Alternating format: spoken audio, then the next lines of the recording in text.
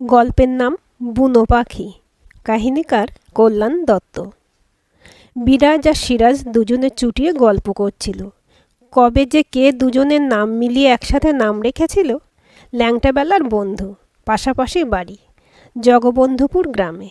প্রত্যন্ত গ্রাম, অনেক মেঠো রাস্তা, ভাঙা রাস্তা পেরুলে তবে হাইওয়ে, তারপরেও অনেকটা দূরে স্টেশন।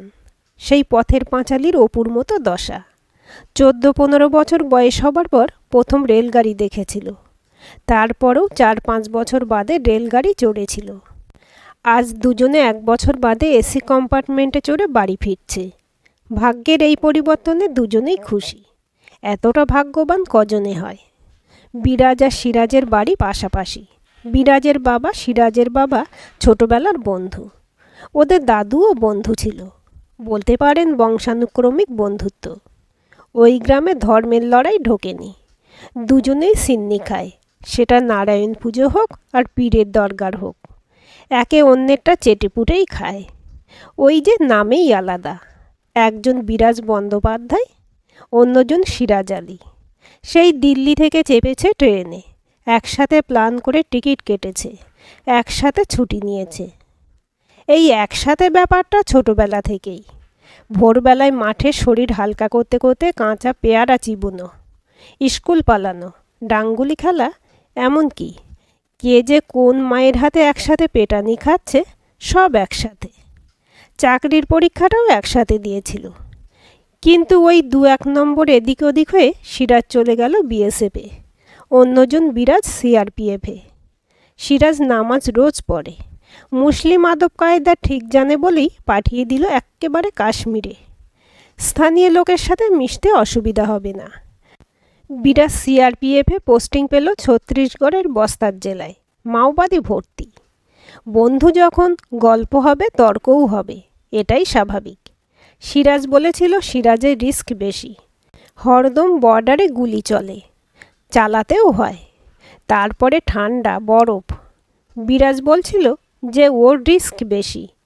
একে তো গরম, আদিবাসী এলাকা, সবচেয়ে বড় সমস্যা শত্রু চেনার উপায় নেই। বিপদ দেখলেই মাওবাদী ড্রেস ছেড়ে সাধারণ পোশাকে আদিবাসীদের গ্রামে লোকের ভিড়ে মিশে যায়।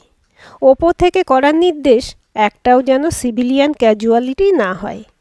বর্ডারের ওপারে শত্রু আন্দাজ করা যায়, কিন্তু হাটে বাজারে পাশাপাশি মানুষটা শত্রু না বন্ধু আন্দাজ করা মুশকিল। কথা বলতে বলতে দেখলো নিজেদের স্টেশনে এসে গেছে। নামলো হুড়মুড়িয়ে। কথা বলতে বলতে ভারী সুটকেস নিয়ে দুজনে ভিড়ে ভরা সরু ওভারব্রিজ থেকে নামবার সময় বিরাজ টের পেল পাশের পকেটে কেউ হাত দিয়েছে মোবাইলে। যদিও ছুটিতে দুজনেই ইউনিফর্ম পরেই এসেছে, সুবিধা অনেকগুলো। ফালতু লোক কাছে ঘেঁষে না, জামা কাপড় নোংরা হলেও বোঝা যায় না। শেষ কারণ, ঘন্টার পর ঘন্টা পড়ে থাকার অভ্যাসে ওটাও শরীরের অংশ হয়ে গেছে। বিরাজ মুখ না ঘুরিয়েই হাতটা ধরল খপ করে। পকেটে মোবাইলটা রয়ে গেল, কিন্তু বিরাজ বুঝল হাতটা সরু, কোনো বাচ্চার হাত। বিরাজ হাতটা ছাড়ল না। সিরাজ 2-1 পা আগে রয়েছে। সিঁড়ি দিয়ে নেমে স্টেশনের বাইরের চত্বর। সিরাজ নেমে ভিড় থেকে সরে পাশে দাঁড়িয়ে পিছনে তাকালো। দেখল বিরাজ একটা ভিখারি 12-14 বছর বয়সের মেয়ের হাত শক্ত করে ধরে রয়েছে। মেয়েটা হাত ছাড়াবার চেষ্টা করছে। বিরাজ, এটা কে রে? সিরাজ বলল, একটু এগিয়ে চল, তারপরে বলছি। দুজনে স্টেশন থেকে প্রায় 100 ফুট দূরে এসে থামল। মেয়েটাকে তখনও বিরাজ শক্ত করে ধরে রেখেছে। মেয়েটা এখন আর হাত ছাড়াবার চেষ্টা করছে না, বুঝে গেছে ছাড়া পাবে না। কি হলো? মেয়েটা কে? আমার মোবাইল পকেট থেকে চুরি করার চেষ্টা করছিল, ধরে ফেলেছি, তাই বাইরে নিয়ে এসেছি। এখন কি করবি একে নিয়ে? ছেড়ে দিলে আবার কারো পকেট মারবে। কেমন বেপরোয়া দেখ, ইউনিফর্মে রয়েছি তাও ভয় নেই। আমাদের পকেটে হাত দিয়েছে। সবচেয়ে অবাক ব্যাপার, মেয়ে হয়ে ভিক্ষা করতে পারত। পুলিশে দিলে এখন অনেকটা সময় নষ্ট হবে। দুজনে তাকালো মেয়েটার দিকে। মেয়েটার মাথায় তেল না পড়া বাদামি রুক্ষ এলোমেলো চুল, গায়ে একরত্তি মাংস নেই। লম্বা দেখে বয়স আন্দাজ 12-14-15 হতে পারে।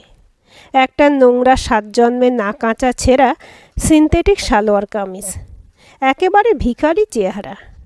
নাম কি তোর? চামেলি। চুরি করছিলিস কেন? ডেনড্রাইট কিনবো। বিরাজ সিরাজ মুখ চাওয়াচাওয়ি করলো। একটা বছর 40-এর RPF এগিয়ে এলো। বিরাজ এক নজরে দেখে নিয়েছে বুকে লেখা সুভাষ দাস। লোকটা এসে জিজ্ঞাসা করলো, কি হয়েছে, চুরি করেছে? চলুন, স্টেশনে রিপোর্ট লেখাবেন, নইলে মেয়েটাকে আমার হাতে দিয়ে দিন। বিরাজ খেয়াল করলো চামেলি আর এক হাত দিয়ে বিরাজের হাত শক্ত করে ধরে ফেলেছে। মেয়েটা বিরাজের আড়ালে লুকোতে চাইছে। আপনি জানলেন কি করে চামেলি চুরি করেছে? সুভাষ দাস থতমত খেলো। না, আন্দাজ করছিলাম। তবে ওকে ধরে রেখেছেন কেন? আমার হাতে দিয়ে দিন, এটা RPF-এর ব্যাপার। স্টেশনের এতটা বাইরে RPF এলাকা পড়ে না। আপনারই এত ইন্টারেস্ট কেন ওকে নিয়ে যাবার জন্য? চামেলি মুখ খুলল পিছন থেকে। আমি যাব না ওর সাথে, লোকটা বাজে। সুভাষ দাস গর্জে উঠল, চুপ! আপনাদের অত ইন্টারেস্ট কেন ওকে নিয়ে? বিরাজের অ্যান্টেনা কাজ করছে। এরকম পুলিশ দেখেছে যাদের নজর খালি অবলা আদিবাসী মেয়েদের উপর। এক একটা রাক্ষস আছে উর্দির আড়ালে। শীতল কণ্ঠে বিরাজ বলল, চামেলি আমার হারানো বোন। সিরাজ, সুভাষ দাসের একটা মোবাইলে ফটো নিয়ে নে, পরে দরকারে লাগবে। সিরাজ কিছু একটা আন্দাজ করে মোবাইল বের করে সুভাষ দাসের দিকে তুলতেই সুভাষ দাস পিছন ফিরে জোরে হাঁটতে শুরু করলো। আরে দাঁড়ান দাঁড়ান বলে সিরাজ দৌড় শুরু করলে সুভাষ দাস জোরে দৌড়ে পালালো। সিরাজ হাসতে হাসতে ফিরে এলো। কয়েকটা টোটো দাঁড়িয়ে আছে, দূর থেকে ওদের দেখছে। সিরাজ মেয়েটাকে জিজ্ঞাসা করলো, লোকটা কে? Rail police. বাজে বলছিস কেন? লোকটা বাজে, খুব বাজে বলে চামেলি পায়ের নখ দিয়ে পিচে রাস্তায় দাগ কাটতে লাগলো। বিরাজ সুভাষ আন্দাজ করলো ওইটুকু ভিখারি মেয়ে হলো এর বেশি লজ্জায় কিছু বলবে না। বিরাজ, একটা টোটো নিয়ে নে, বাস স্ট্যান্ডে পৌঁছে এর সঙ্গে কথা বলবো। হতে পারে এর দলবল আশপাশে রয়েছে।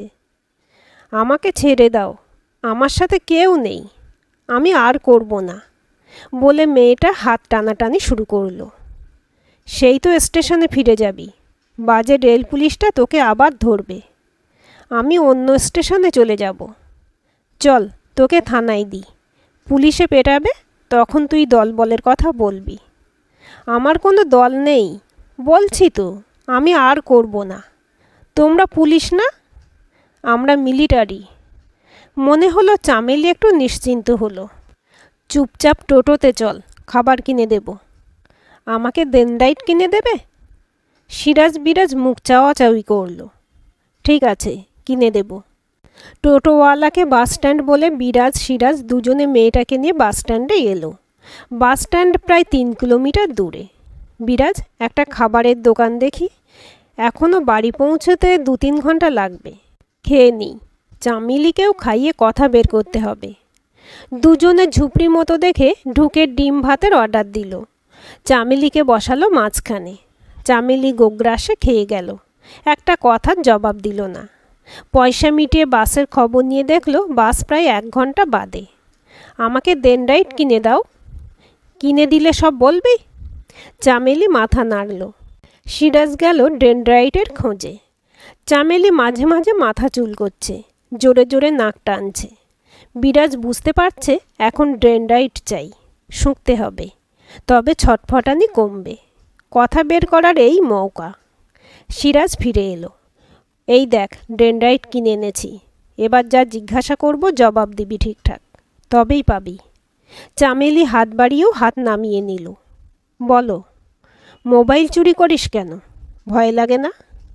কি করব, ডেনড্রাইট শোঁকার অভ্যেস হয়ে গেছে, না শুঁকলে শরীর খারাপ লাগে।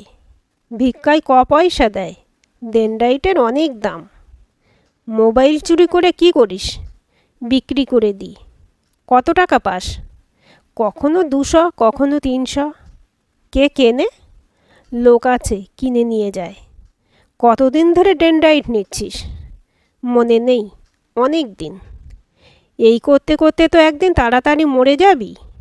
না নিলে যে পাগল পাগল লাগে। কি করে শিখলি? ওই যে মোবাইল কিনে নিয়ে যায় ওই তো শেখালো। শুকলে খিদে পায় না, খুব ভালো লাগে, কেমন ঘুম ঘুম পায়। তারপর তারপর বলল মোবাইল চুরি কর, তবে ভালো পয়সা দেব। এখন তাই করি। আমাদের ড্রেস দেখেও তোর ভয় লাগেনি চুরি করতে? কি করব, 3-4 দিন চুরি করতে পারিনি, খুব শরীর খারাপ লাগছিল। ধরা পড়িসনি? হ্যাঁ, পাবলিকে ধরেছে, রেল পুলিশে দিয়েছে। তারপরে ওই রেল পুলিশটা দেনদাইট কিনে দিয়ে রাতে ভাঙা কেবিনে নিয়ে গেছে বলে চামেলি চুপ করে থাকলো। বিরাজ সিরাজের মাথা গরম হচ্ছিল, কিন্তু কিছু বলতে পারল না। একটু দুজনে চুপচাপ থেকে সিরাজ এবার জিজ্ঞাসা করল, তোর বাবা মা? জানি না, অনেক দিন আগে মা এখানে ছেড়ে চলে গেছে। কতদিন আগে? জানি না, ছোট ছিলাম, অত মনে নেই। বাড়ি কোথায় মনে আছে? না। চামেলি নাম কে দিল? ট্রেনে একটা সুন্দর বউ তার মেয়েকে চামেলি বলে ডাকছিল, আমার ভালো লাগলো, তাই নিজেই নিজেকে নাম দিয়ে দিয়েছি। এবার দাও দেন রাইট। আর কত জিজ্ঞাসা করবে? আমার শরীর খারাপ লাগছে। এখন থাকিস কোথায়? যেখানে ঘুম পাই সেখানেই শুয়ে পড়ি, দাও না। বিরাজ দেখল চামেলির হাতটা কাঁপছে। সিরাজ দেখে টিউবটা খুলে আড়াল করে বলল, একবার টেনে নে। চামেলি প্রাণপণে গন্ধ নিতে শুরু করার সাথে সাথে সিরাজ টিউবটা সরিয়ে নিল, বন্ধ করে পকেটে চালান করে দিল। সিরাজ বিরাজের চোখে চোখে কথা হয়ে গেল। বাস আসছে। দুজনেই বলল, চল আমাদের সাথে, ভয় নেই, ভালো খেতে শুতে দেব, দেনদাইটও দেবো। চামেলি কোনো কথা না বলে ওদের সাথে বাসে চেপে বসল। ফোন করাই ছিল। বাস রাস্তায় মাধব দাঁড়িয়েছিল ভ্যান রিক্সা নিয়ে। চামেলিকে দেখে একটু অবাক হলো। এটা কে গো সিরাজদা? বিরাজের মাসতুতো বোন, হারিয়ে গেছিল, আজ খুঁজে পেয়েছে। শোন, গাঁয়ের লোককে কাউকে বলিস না, দুনিয়ার লোক হাজির হবে ঘরে, জবাব দিতে দিতে পাগল হয়ে যাব। তারপরে দেখছিস তো কেমন ভিখারির চেহারা, একটু পরিষ্কার পরিচ্ছন্ন করে নিক, কতদিন খায়নি, একটু শরীর ঠিক হলে আবার পৌঁছে দেব, তখন বলিস। তা যা বলেছ দাদা, গ্রামের লোকের কাজ কি বলো, রিল বানাতে পৌঁছে যাবে, তুমি নিশ্চিন্ত থাকো। বিরাজ বলল, মাধব তোর জন্য একটা টি শার্ট এনেছি, কাল পরশু নিয়ে যাস। মনে মনে ভাবল, এনেছিল সিরাজের জন্য, যাকগে, সিরাজকে পরে বললে বুঝবে। ভর দুপুরে পৌঁছালো বিরাজ সিরাজ ঘরে। বিরাজ সিরাজকে বলল কানে কানে, তোর বোন হেনাকে পাঠিয়ে দে 2-1টা পুরনো ড্রেস দিয়ে, হেনা কলেজে পড়ে, সব বুঝবে। চামেলিকে পরিষ্কার ও করতে পারবে। কে করবে? হেনাকেই করতে হবে। সব বলে নিয়ে আসিস, আমি মা বাবাকে ম্যানেজ করি। বিরাজের মা বাবা অবাক হলো খুব। এটা কাকে ধরে নিয়ে এসেছিস? এ তো একেবারে ভিখারি, কি নোংরা রে। পেলাম স্টেশনে, সাতকুলে কেউ নেই, দিদির বিয়ের পর ঘরটা খালি খালি লাগে। তোমাদেরও বয়স হচ্ছে, শিখে পড়িয়ে নিলে তোমাকেও হেল্প করতে পারবে। কোথায় বাজে হাতে পড়বে? মায়ের মন, এতদিন বাদে ছেলে বাড়ি এসেছে, মন এমনিতেই নরম হয়ে গেছিল। এই ধাড়ি মেয়েকে ভর দুপুরে পরিষ্কার করবে কে? সেটা তোমাদের ব্যাপার, হেনাকে আসতে বলেছি। বলতে বলতেই হেনা ঢুকলো। বিট্টুদা, কই মেয়েটা? দাদা বলল চামেলি না কি যেন নাম। হাতে কাপড় চোপড়, চামেলি বারান্দায় কাঠের খুঁটিতে হেলান দিয়ে বসেছিল। হেনা ঘুরে ফিরে মেয়েটাকে দেখল। ভেবেছিলাম একটা টুকটুকে বউ আনবে, তার জায়গায় একটা ধাড়ি মেয়ে নিয়ে এসেছ।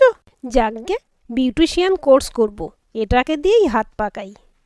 চামেলি অবাক হয়ে হেনাকে দেখছিল। এই গ্রামে দোতলা মাটির বাড়ি, এইসব পরিবেশ একেবারে নতুন। কাকিমা, তোমার তো শ্যাম্পু নেই, বুলুদির বিয়ের পরে ওসব পাট চুকিয়ে দিয়েছ, আমাকে আবার বাড়ি যেতে হবে। বিরাজ বলল, দাঁড়া, তোর জন্য ক্যান্টিন থেকে শ্যাম্পু এনেছিলাম, ওটাই বের করে দিচ্ছি, তোকে একটা কিনে দেব। বিরাজের মা বিড়বিড় করে বলল, কোন জাত কে জানে। হেনা খিলখিলিয়ে হেসে উত্তর দিল, কাকিমা, পইতেও নেই, ছুন্নতও করা নেই, কি করে বুঝবে? বজ্জাত না হলেই হলো। বিট্টুদা, পুকুর পাড়ে নিয়ে যাই একে। না, বাড়ির টিউবওয়েলে স্নান করা, দরকার হলে মাও হাত লাগাবে। আমি আজ সিরাজকে ডেকে পুকুরে যাই, কতদিন সাঁতার কাটা হয় না। বলে গামছা কাঁধে ফেলে বিরাজ বারান্দা থেকে নেমে সিরাজকে ডাক দিতে গিয়ে দেখে সিরাজের মাও বাড়িতে ঢুকছে। বিরাজ পিছন ফিরে দেখল হেনা চামেলির হাত ধরে টেনে তুলছে। বিরাজ আর সিরাজ 1 বছর বাদে পুকুরে সাঁতার কাটল। দুজনে চামেলিকে নিয়ে কথা হয়নি। পুকুরে ডুব দিতে দিতে দুজনের কথা হচ্ছিল। বিট্টু, চামেলিকে নিয়ে তোর প্ল্যান কি? আগে নেশাটা ছাড়াতে হবে, গ্রামে ও জিনিস পাবে না। নবীনদার দোকানে হয়তো রাখে, বারণ করে দেব। নেশার খোঁজে বাড়ি থেকে না পালায় আবার। অত সাহস হবে কি? জানে বাইরে অনেক রাক্ষস অপেক্ষা করছে। দরকার হলে ঘরে কিছুদিন তালা বন্ধ করে রাখতে হবে। 1 মাস তো আছি। বিট্টু, আমরা দেশের জন্য শত্রুর কাছে গুলি খেতে তৈরি, কিন্তু দেশের মধ্যে এত শত্রু, এগুলো কি করে মোকাবিলা করব?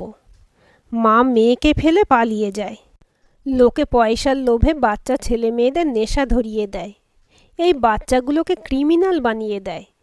এই বাচ্চাগুলো কদিন বাঁচবে এই রকম নেশা করলে? উর্দি পরে এইটুকু বাচ্চার শরীর খুব লেখায়। কাদের বাঁচাতে যে নিজেদের জীবন বাজি রাখি। সিরাজ, অত ভেবে কি করব? হেনাকে বললে বুঝবে, মা বাবাকেও বোঝাতে হবে। মাও তো একলা হয়ে গেছে, একটা তার সঙ্গী পাবে। চল, কিছু পেটে দিতে হবে। বারান্দায় বিরাজ এসে দেখল চামেলি হেনাকে চুল আঁচড়ে দিচ্ছে। বিরাজকে দেখে বলল, বিট্টুদা, হাফ শিশি শ্যাম্পু শেষ হয়ে গেল। তোমার কাছে 2টো শ্যাম্পু পাওনা হয়ে গেল। গায়ের ময়লা তুলতে তুলতে হাত ব্যথা হয়ে গেছে, তাও পুরো পরিষ্কার হয়নি। জীবনে বোধহয় স্নান করেনি। বিরাজ খেয়াল করে দেখল চামেলির গায়ের রং ফর্সার দিকে, রৌদ্রে পুড়ে তামাট হয়ে গেছে। হেনার পুরনো সালোয়ার কামিজ খুব ঢিলা ঢিলা লাগছে।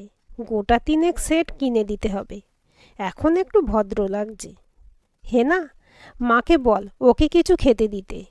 তুই মায়ের কাছে রেখে আয়, কিছু কথা আছে। মাকে বলে দে আমি পরে খাবো। হেনা চামেলিকে মায়ের কাছে পৌঁছে দিল। বিট্টুদা, বলো কি বলবে? বসে পড়, বলছি। কি? এই চামেলি আমার মোবাইল চুরি করতে গিয়ে স্টেশনে আমার হাতে ধরা পড়েছে। ডেনড্রাইটের নেশা করে। ডেনড্রাইট কেনার জন্য চুরি করে। চুরি করে ধরা পড়ার পর রেল পুলিশের হাতে দিলে 2-1টা পশু বোধহয় সব রকম অত্যাচারও করেছে। তোকে এর বেশি কি খুলে বলবো? বিট্টুদা, তোমরা কোন জগতে থাকো জানি না। এখন জানো শহরের 2-1টা ইংলিশ মিডিয়ামের বাচ্চা হোয়াইটনারের নেশা করে। হোয়াইটনার? ওই যে কালিতে ভুল লেখা হলে আমরা সাদা রঙের হোয়াইটনার ব্যবহার করতাম, মনে আছে? হ্যাঁ, ওই জিনিস রুমালে কাপড়ে ভিজিয়ে গন্ধ নেয়। শুনেছি নেশা হয়। বলিস কি? গার্জেনরা কিছু বলে না? বোধহয় খবর রাখে না। সর্বনাশ! যাকগে, এই মেয়েটাকে এই বদ জিনিস ছাড়াতে হবে। প্রথম বোধহয় ঝামেলা করবে, তখন না হয় একটু তালা বন্ধ করে রাখতে হবে। আমরা তো 1 মাস আছি, আমরা দেখব। বাবা মাকেও বোঝাবো। তুইও একটু নেট দেখে রাখিস কি করে ছাড়াতে হয়। আর নেট, তুমিও জানো এখানে বিএসএনএল ছাড়া কিছু আসে না। তারপরে নেটের স্পিড বলো না। হয়তো ভালো মানুষের এখানে অতটা মোবাইলের নেশা ধরেনি। তারপরে সঙ্গে থেকে একটু বন্ধুত্ব কর। যদি অ আ ক খ শেখাতে পারিস, ভালো জীবন পেলে নিশ্চয়ই ভালো হয়ে যাবে। মেয়েটাকে নষ্ট হতে দিই কী করে বল? বিট্টুদা, অত চিন্তা করো না, আমরা ওকে ঠিক করে নেব। এখন যাই। শোন না, টাকা নিয়ে যাস আমার কাছ থেকে। কলেজ থেকে ফেরার পথে ওর কিছু জামা কাপড় নিয়ে আসিস। তোরটা তো হবে না, খেয়ে খেয়ে খালি মোটা হয়েছিস। ঠিক আছে, আমি আমার বাবার খাই, তোমার কি? তোমাকে তো আমায় কোলে করে ঘোরাতে হয় না। বলে হেনা বেরিয়ে গেল। বিরাজ ঘরে ঢুকে খেতে গিয়ে দেখল চামেলি মেঝেতে শুয়ে বেঘোরে ঘুমোচ্ছে। মেয়েটার একটা শোবার ব্যবস্থা করতে হবে। অবশ্য এসব মায়ের ডিপার্টমেন্ট, মাথা ঘামিয়ে লাভ নেই। বিরাজ সিরাজের মা বাবা সবই বুঝল। বিরাজের দিদির বিয়ের পরে ঘর এমনিতেই খালি খালি লাগছিল। বিরাজ সিরাজ এলে গাঁয়ের ছেলে ছোকরাদের ফুর্তি, ফ্রিতে ফিস্টি হয়ে যায়। একদিন হয়েও গেল। চামেলির উইথড্রয়াল সিমটম দেখা দিলে ঘরে তালা বন্ধ করে রেখেছিল। তবে হেনার আর গাঁয়ের 2-1টা মেয়ের সাথে একটু মিশে স্বাভাবিক হয়ে আসছে। হেনা দু একদিন অ আ ক খ শেখানোর চেষ্টা করেছে। চামেলির তাতে মন নেই, বরং উঠোন ঝাড়ু দিতে, বাছুর ছাগল চড়াতে বেশি ভালোবাসে। পেয়ারা গাছে চড়ে বসে থাকে। সিরাজ বিরাজ হেনা বুঝে গেছে বুনো পাখি পোষ মানতে সময় লাগবে। চামেলি একদিন গুনগুন করে গান গাইছিল, কোনো হিন্দি গান। হেনা শুনে ফেলেছে, বেশ সুর আছে গলায়। হেনা এসে সিরাজকে বলল, জানিস, চামেলির গলাটা ভালো, ঝটপট গান তুলে নেয়। সিরাজ বিরাজ চামেলিকে ধরল গান শোনাবার জন্য। চামেলির লজ্জা বিশেষ নেই, লজ্জা আসবেই কোথা থেকে? যার এতদিন প্ল্যাটফর্ম, রাস্তা, ঘরবাড়ি ছিল, তার আর লজ্জা কি? চামেলি গাইল, বেশ খোলা উদার মেঠো গলা। বিরাজের মায়ের একটু সুবিধাই হয়েছে, বকবক শোনার একটা লোক হয়েছে, হাতে হাতে একটু ভারী কাজও করে দেয়। বিরাজ সিরাজের ছুটি শেষ হলো। বিদায়বেলায় মাটির বারান্দায় কাঠের খুঁটি ধরে ছলছল চোখে চামেলি অনেকক্ষণ দাঁড়িয়েছিল। বিরাজ সিরাজেরও মন খারাপ এই কুড়িয়ে পাওয়া বোনটার জন্য। যে যার জায়গায় পৌঁছেও গেল। একদিন হেনা ফোন করল বিরাজকে। গ্রামে এক বাউল দল এসে তেঁতুলতলায় রাস মন্দিরে আস্তানা গেড়েছে। দলে বেশ কয়েকজন বাউল বাউলানি আছে। রোজ সন্ধ্যায় হাজাক জেলে সেখানে বাউল গান হয়। চামেলি শুনে শুনে বেশ কয়েকটা গান গলায় তুলে ফেলেছে। সিরাজের মাকে শুনিয়ে যায়। সিরাজের মা ঘর থেকে বিশেষ বের হয় না। দিন 15 বাদে হেনা আবার ফোন করলো ভোরবেলাতে। চামেলিকে খুঁজে পাওয়া যাচ্ছে না। চামেলি গায়ে কোথাও নেই। সারা গ্রাম খুঁজে দেখেছে, না, নেই, চামেলি কোথাও নেই। আর তার সাথে নেই সেই বাউল দলও। হেনা কেঁদে ফেলে বলল, বিট্টুদা, বুনো পাখি পোষ মানাতে পারলাম না, উড়ে গেল। বিরাজ ফোন রেখে ভাবল, তাই হবে হয়তো, বুনো পাখি এতেই হয়তো ভালো থাকবে, কোনো অচিনপুরের রাস্তাঘাটে একতারায় সুর তুলবে। আজকের গল্পটি কেমন লাগলো কমেন্ট করে জানাবেন। ভালো লাগলে লাইক, হাইপ, শেয়ার করবেন। আর চ্যানেলটি সাবস্ক্রাইব করে বেল আইকনটি ক্লিক করে রাখতে ভুলবেন না।